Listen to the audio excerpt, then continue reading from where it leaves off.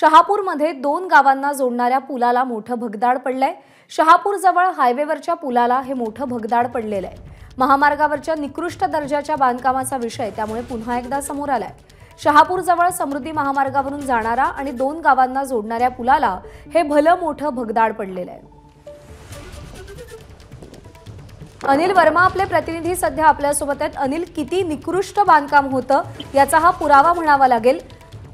या सगळ्याची दखल कशी घेतली जाते? प्रज्ञा, या ठिकाणी आपण जर बघितलं तर अनेक वेळा जो समृद्धी महामार्गावरील निकृष्ट दर्जाचं काम असेल ते वारंवार समोर आलेला आहे। विशेषतः हा जो गाव आहे शेरे आणि बावघर आणि शेंद्रुण या गावांना जोडणारा जो समृद्धी महामार्गावरील जो पूल बनवण्यात आला होता त्या पुलाला या ठिकाणी मोठा भगदाड पडलेला आहे आणि त्यामुळे या पुलावरील झालेलं जे निकृष्ट दर्जाचं काम आहे ते चव्हाट्यावर आलेलं आहे।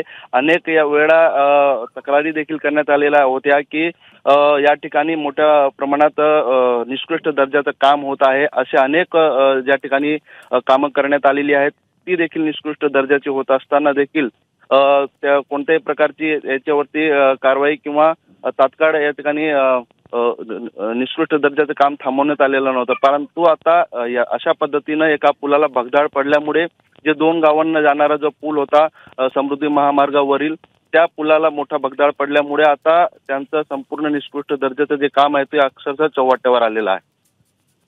अनिल, धन्यवाद दिलेल्या माहितीसाठी।